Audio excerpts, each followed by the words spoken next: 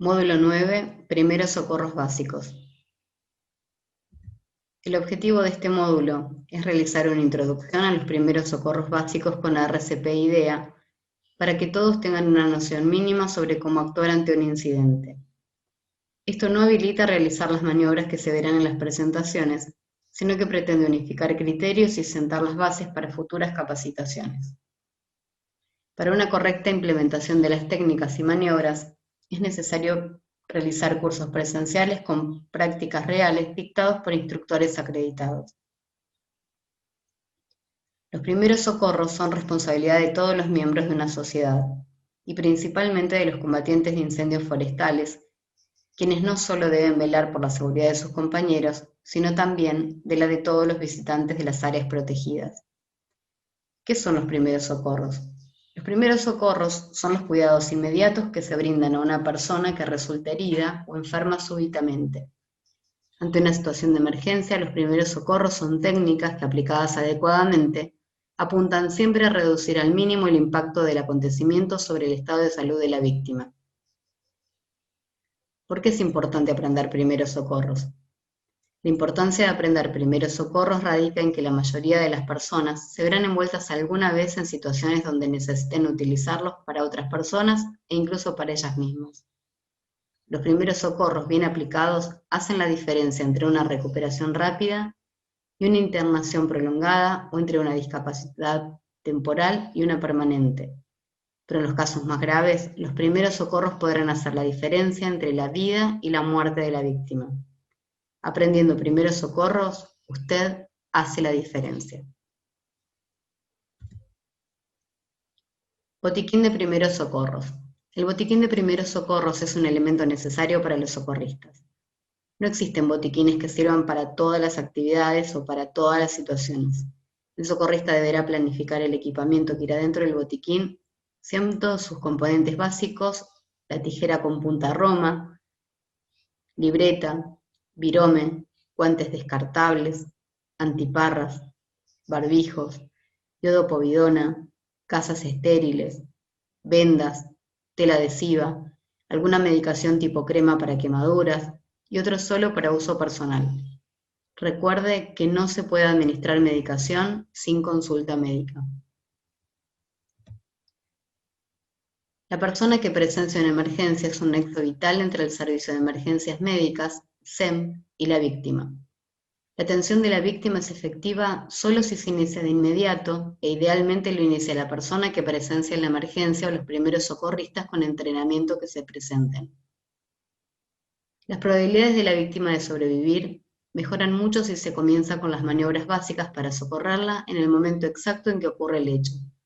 Es decir, si se inicia la secuencia de acciones, en el caso de la emergencia, esto se denomina cadena de atención de víctimas, CAV, y es un método sistematizado para evaluar y considerar todos los aspectos que deben ser tenidos en cuenta al momento de decidirse a brindar asistencia frente a una emergencia. La cadena de atención de víctimas consta de 4 eslabones. 1. Evaluación de la escena. Son las acciones que se realizan antes del contacto con la víctima. 2. Evaluación primaria. Se evalúan los problemas que ponen en riesgo inmediato la vida de la víctima. 3. Evaluación secundaria. Se evalúa el resto de las lesiones y enfermedades. 4. Evacuación. Se realiza una evaluación continua y, de ser necesario, se planifica la evacuación.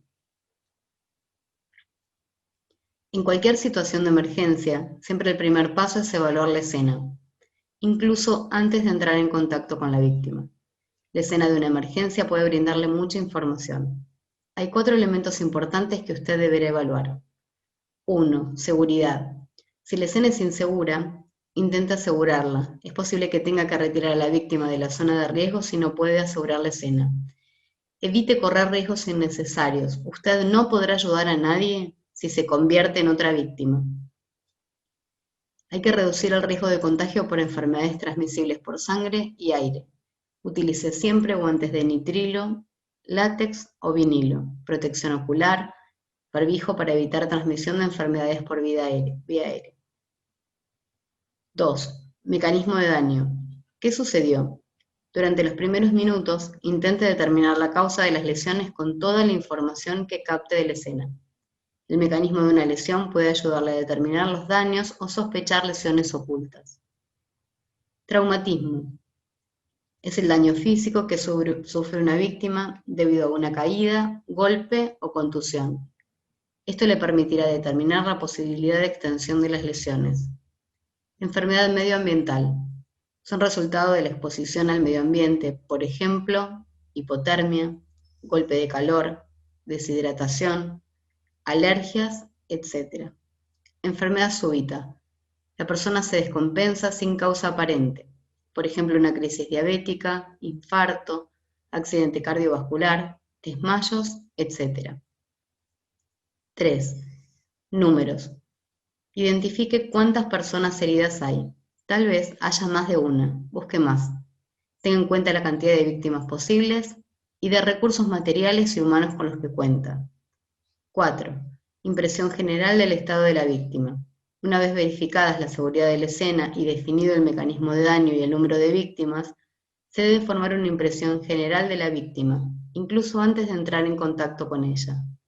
Se debe tener en cuenta 3 aspectos: respiración, circulación y aspecto general. Una vez finalizada la evaluación de la escena, podemos comenzar con el segundo eslabón de la cadena de atención de víctimas, la evaluación primaria. La evaluación primaria permite detectar los problemas que ponen en peligro la vida de la víctima en los primeros minutos de la emergencia. Son los primeros aspectos que usted deberá controlar y, de ser necesario, tratar. Los problemas que pueden encontrarse en la evaluación primaria son prioritarios y no pueden esperar. Deberán ser tratados en el momento. Durante los primeros 5 segundos, mientras se acerca a la víctima, tendrá que concentrarse en su aspecto, si está inmóvil o se mueve con signos de dolor tomándose alguna parte del cuerpo. Y una vez que entre en contacto con ella, intentar indagar si lo que parece es una lesión o enfermedad. Para realizar la evaluación primaria, utilizaremos el ABCDE. A. Apertura de vía aérea. B. Verifique la buena ventilación. C. Control de las hemorragias. D. Daño neurológico. E. Estabilizar la temperatura. Durante la evaluación secundaria, usted recopilará información clave sobre la víctima y su estado. Además, averiguará los hechos que llevaron a la emergencia. Al tener un panorama general, es más fácil reconocer los problemas y atenderlos en orden de prioridad. La evaluación secundaria consta de 3 partes, y dependiendo de la situación de emergencia en la que nos encontremos, le daremos prioridad a una u otra parte. Toma de signos vitales. Cuando el estado del paciente es crítico y nos encontramos en un lugar remoto, siempre es conveniente comenzar con la toma de signos vitales. Hay distintos signos vitales que pueden registrarse y se recopilará toda la información que se puede en función a nuestras posibilidades, capacitación y entrenamiento. Frecuencia respiratoria. Es el número de respiraciones de una persona en un minuto. Se hace la toma en 30 segundos y luego se multiplica por 2. La frecuencia respiratoria normal en un adulto es de 12 a 20 respiraciones por minuto.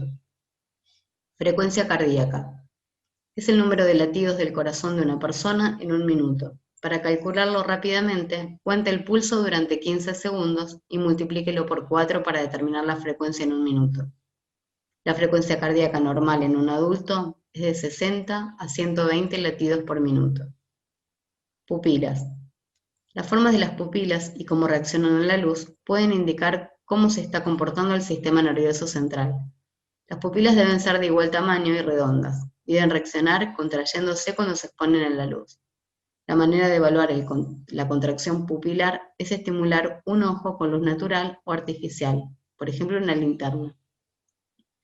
La toma de signos vitales solo es necesaria en pacientes críticos en lugares remotos, es decir, cuando han sufrido lesiones graves o están gravemente enfermos. Los pasos siguientes de la evaluación secundaria son el examen físico y el cuestionario muestra. Si la víctima ha sufrido un traumatismo, la evaluación secundaria comenzará con el examen físico, ya que este apunta a identificar las lesiones que se produjeron en el accidente.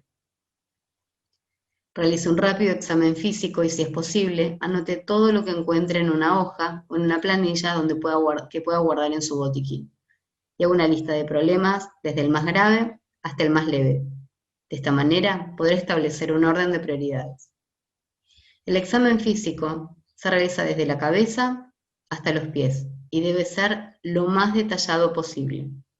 En cualquier caso, ya sea un examen dirigido a la lesión o un examen físico detallado, mire y palpe la zona a examinar utilizando la regla memotécnica DIAS.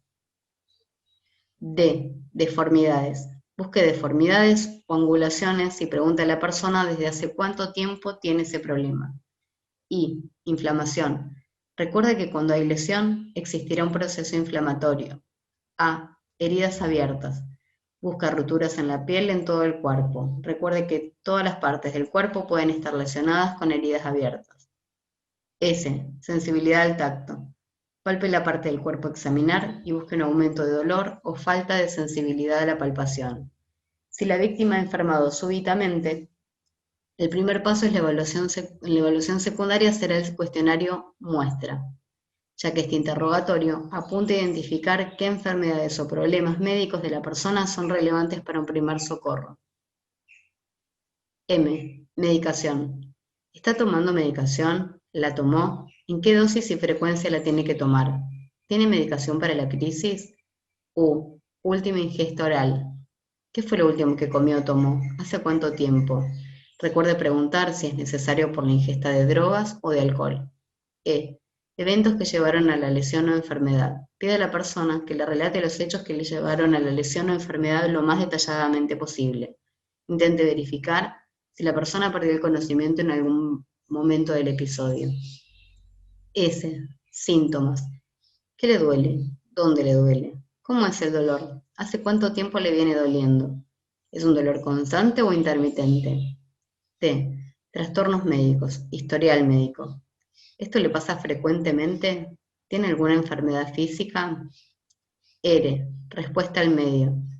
¿Cómo responde la víctima al cuestionario y al medio? Durante el cuestionario tendrá la oportunidad de evaluar en mayor detalle la orientación y velocidad de respuesta. A. Alergias. ¿Es alérgico a alguna medicación, comida o alguna otra cosa? ¿Qué tipo de reacción alérgica hacen ante este elemento? ¿Cuántas veces sufrió de alergias? Busque brazaletes y medallas de alerta médico. Muchas veces la víctima enferma puede tener información en ella sobre sus alergias, medicación o enfermedades. Traslado y control. Reevalúe y registre los signos vitales en una ficha especial para esto o en una libreta. Repita la evaluación localizada. Revise y verifique las intervenciones realizadas. Ya sea que haya decidido trasladar a la víctima o esperar la ayuda, es importante mantener un control adecuado. Lleva un registro tanto de las evaluaciones como de las acciones que ha realizado. Anote los horarios de los sucesos, tome nota de cómo evoluciona el paciente. De ser necesario, informe de los cambios al SEM. El registro de todas las evaluaciones realizadas se convierte en parte de la historia clínica de la víctima y es fundamental que se complete con sumo cuidado.